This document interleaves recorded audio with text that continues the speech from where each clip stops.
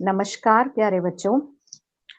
आज हम जो पाठ पढ़ेंगे उसका नाम है नाटक में नाटक, जिसके लेखक हैं मंगल सक्सेना। तो पहले लेखक के बारे में थोड़ा सा जान लेते हैं। इनका जन्म 1934 बरेली में हुआ। मृत्यु 31 अक्टूबर 2013 में लखनऊ में हुई। इनके दो प्रमुख काव्य संग्रह मैं तुम्हारा स्वर और कपट का सीना फाड़ो प्रकाशित हुए हैं। मंगल सक्सेना बहुमुखी प्रतिभा के धनी थे, यानी इनमें अनेक प्रतिभाएं थीं। साहित्य अकादमी द्वारा उन्हें विशिष्ट साहित्यकार के रूप में सम्मानित किया गया। अब थोड़ा परिचय पाठ का ले लेते हैं। पाठ में मुख्य रूप से जो जो बातें बताई गई हैं वो आपके सामने है।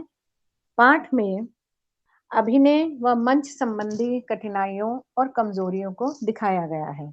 अर्थात मंच पर आकर जब अभिनय किया जाता है, कुछ प्रस्तुति दी जाती है, तो मंच यानी स्टेज से संबंधित जो कठिनाई यानी मुश्किल होती हैं, जो कमजोरियां होती हैं, दिक्कतें होती हैं, वे सब इसमें दिखाई गई हैं कि अभिनय करते समय किन किन परेशानियों का, डर का सामना करना पड़ता है पात्रों को। तैयारी व परिणाम को लेकर कलाकारों के डर, चिंता, प्रयास और लगन को दिखाया गया है कि तैयारी के लिए उसके सभी प्रतिभागी, सभी हिस्सेदार कितना घबराते हैं, क्या-क्या उन्हें चिंता या डर होती है और कैसे वो अपने काम को अच्छा करने की कोशिश करते हैं, ये सब आप इसमें देखेंगे। तुरंत बुद्धि व एक दूसरे की गलतियों को छिपाने अथवा संभालने की सीख। इसमें आप ये भी देखेंगे, तुरंत बुद्धि का मतलब होता है एकदम से कुछ सोचना, सुझाव आना। तो एक दूसरे की गलतियों को हम उभारने की बजाय, सामने लाने की बजाय संभालें, एक दूसरे का साथ दें और अगर कोई बात बिगड़ जाती है तो घबराने की बजाय सोचें कि हम क्या बेहतर उपाय कर सकते हैं। इस पाठ में राकेश नाम का एक लड़का है और उसने अपने साथियों के साथ मिलकर एक नाटक किया, जिसके बारे में अभी आप आगे जानेंगे।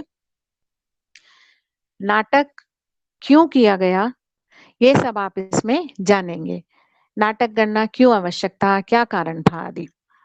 मोहल्ले की इज्जत के कारण नाटक होना आवश्यक था कि अगर वे नाटक नहीं करते तो उनके मोहल्ले की इज्जत खराब होती। छोटे से सार्वजनिक मैदान में होना था, यानी नाटक कहाँ होना था? छोटे से सार्वजनिक मैदान में। तैयारी के लिए 1 सप्ताह का समय था कि नाटक की पूरी तैयारी के लिए उनके पास 1 सप्ताह अर्थात 7 दिन का समय था, जिसमें उन्हें सारी तैयारी, अभ्यास करना था। राकेश ने निर्देशन किया था। निर्देशन करना मतलब नाटक की पूरी तैयारी करना, सोचना, अभिनय सब तैयार करना, बताना, संभालना नाटक को। उन्होंने जो नाटक किया, उस नाटक का नाम था बड़ा कलाकार। ये ध्यान दीजिएगा बच्चों कि पाठ का नाम है नाटक में नाटक, लेकिन राकेश और उसके साथियों ने जो नाटक किया, उसका नाम था बड़ा कलाकार। आमतौर पर यह देखा गया है कि कई बार जब प्रश्न पूछा जाता है कि नाटक का क्या नाम था, तो बच्चे नाटक में नाटक लिख देते हैं, लेकिन वह पाठ का नाम है, नाटक का नाम आपका बड़ा कलाकार। नाटक बिगड़ने पर राकेश ने अपनी बुद्धिमानी से नाटक को संभाल लिया। तो आप जब ये पाठ पढ़ेंगे तो आप देखेंगे कि राकेश नाटक करना चाहता था, लेकिन उसके हाथ में चोट लगी, वह नहीं कर पाया। उसने अपने साथियों से नाटक करवाया और किस तरह से नाटक बिगड़ा, पर उसने अपनी समझदारी से नाटक संभाला। अब राकेश के बारे में कुछ मुख्य बातें जान लेते हैं। वह नाटक का निर्देशक था, जो अभी हमने पहले ही पढ़ा।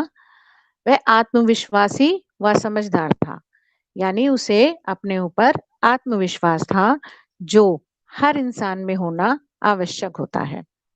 फुटबॉल खेलते हुए गिरना, वह फुटबॉल खेलते हुए गिर गया था, जिस कारण उसे अपने हाथ को पट्टी में लपेटकर गर्दन के सहारे लटकाकर रखना पड़ता था। उसने नाटक का निर्देशन तो किया ही था, पर उसे खुद भी नाटक में भाग लेना था, अभिनय करना था। पर चोट लगने के कारण वह अभिनय नहीं कर पा रहा था। इसलिए उसने अपने 3 साथियों सोहन, मोहन और श्याम को नाटक के लिए तैयार करा, अभ्यास करवाया, उनका आत्मविश्वास बढ़ाया और नाटक करवाया। श्याम के संवाद भूल जाने पर बुद्धि से नाटक में नाटक जोड़ देना। आप अभी आगे बढ़ोगे कि इन तीनों में से एक श्याम नाम का जो पात्र है, वह अपने संवाद भूल जाता है, नाटक बिगड़ने लगता है, लेकिन केवल और केवल राकेश की तुरंत बुद्धि और समझदारी के कारण नाटक बिगड़ने से बच जाता है और उनकी इज्जत बच जाती है। चलिए अब जानते हैं राकेश के साथियों के बारे में। सोहन, मोहन और श्याम। श्याम की वर्तनी यानी स्पेलिंग पर विशेष ध्यान दीजिएगा। आम तौर पर बच्चे श्याम ना लिखकर शाम लिख देते हैं यानी इवनिंग। तो यहाँ जब हम नाम की बात करते हैं, व्यक्तिवाचक संज्ञा की बात करते हैं, तो वर्तनी ये होगी जो आपको इसमें दिखाई दे रही है। अभिनय के मामले में नए और बुद्धू यानी एक्टिंग करने में वो अभी नए थे, उन्हें कोई विशेष अभ्यास नहीं था और बुद्धू भी थे यानी कि मंच पर आकर वे डर जाते थे, घबरा जाते थे और उनकी एक सबसे बड़ी विशेषता दूसरों से ज्यादा समझदार समझते थे और कहीं पर भी लड़ना, बहस करना शुरू कर देते थे। अब इनके तीनों साथियों के बारे में जानते हैं कि नाटक में कौन क्या बना था। मोहन चित्रकार, सोहन उर्दू का शायर और श्याम संगीतकार। ये चीज आप जरूर याद कर लीजिएगा। कई बार संक्षिप्त प्रश्नों के रूप में ये प्रश्न आते हैं कि कौन क्या बना था। विस्तार यानी कि डिटेल, थोड़ा सा पाठ के बारे में कि और क्या हुआ, कैसे हुआ। श्याम के संवाद भूल जाने से नाटक बिगड़ गया। यानी ये तीनों नाटक के मामले में, अभिनय के मामले में, जैसा कि अभी आपने पहले पढ़ा, बुद्धू थे, नए थे, घबरा जाते थे मंच पर, हिम्मत नहीं होती थी सामना करने की दर्शकों की, लेकिन राकेश ने इन्हें अभ्यास कराया, इन्हें आत्मविश्वास और हिम्मत बढ़ाई इनकी और उसे तसल्ली थी कहीं ना कहीं, जहां उसे डर था कि ये घबरा ना जाए, तो यह भी था कि नाटक कर लेंगे। तो उसने तैयारी के बाद इन्हें वहां मंच पर जब भेजा, नाटक शुरू तो हुआ अच्छे से, लेकिन थोड़ी देर बाद श्याम संवाद यानी डायलॉग भूल गया और अटक गया। राकेश ने समझदारी से बीच में डायलॉग बोलने की, संवाद बताने की पर्दे के पीछे से कोशिश की, पर बुद्धू साथियों ने दर्शकों को ये दिखा और जता दिया कि भई हम भूल गए हैं और वो हमें पीछे खड़ा होके कोई बता रहा है, आ जा इधर आके बोल। ऐसे संवादों द्वारा उन्होंने दर्शकों को यह भी स्पष्ट कर दिया, जता दिया कि हमें संवाद बताए जा रहे हैं। मोहन, सोहन और श्याम तीनों का आपस में लड़ना और नाटक बिगड़ना। जब एक संवाद भूला तो बाकियों को समझदारी से बात संभाल लेनी चाहिए थी, लेकिन तीनों ने ही मूर्खता का परिचय देते हुए नाटक को बिगाड़ दिया। सही समय पर राकेश द्वारा नाटक में नाटक जोड़ा जाना।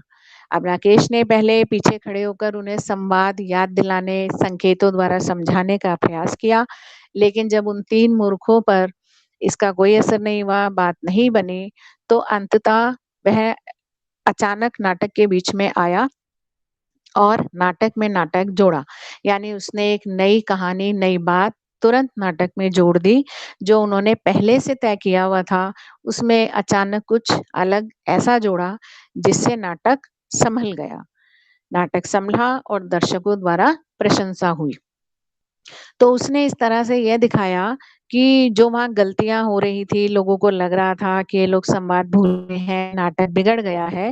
राकेश ने अपनी समझदारी से इस तरह से कहानी जोड़ दी उसमें कि लोगों को लगा कि ये भूले नहीं थे, नाटक का ही हिस्सा था। जो हो रहा था, वो नाटक का ही हिस्सा था और उसने ये जताया कि यह हम नाटक की रिहर्सल, कठिनाइयों, परेशानियों को आपके सामने दिखाने के लिए सब कर रहे थे।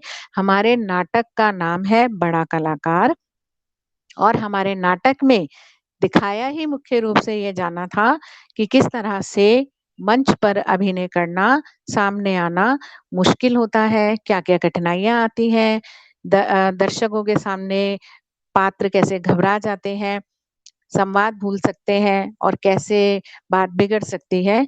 इन सब बातों को उसने नाटक का ही हिस्सा बनाकर दर्शकों के सामने प्रस्तुत किया और दर्शकों को नाटक बहुत पसंद आया और सब राकेश की बुद्धिमानी की प्रशंसा करने लगे। तो इस प्रकार आपने देखा कि नाटक बिगड़ते-बिगड़ते केवल राकेश की समझदारी के कारण बच गया। तो बच्चों, यहाँ यह स्पष्ट होता है कि मंच पर आना और अभिनय करना सरल नहीं होता और संवाद भूल जाने पर घबराना नहीं चाहिए। एक दूसरे का मजाक उड़ाने, बहस करने या बात बिगाड़ने की बजाय एक दूसरे का साथ देना चाहिए, समझदारी से काम लेना चाहिए और बात को संभालना चाहिए। तो ध्यान रखिएगा कि मिलकर काम करने और समझदारी से काम लेने पर काम अच्छा होता है। धन्यवाद।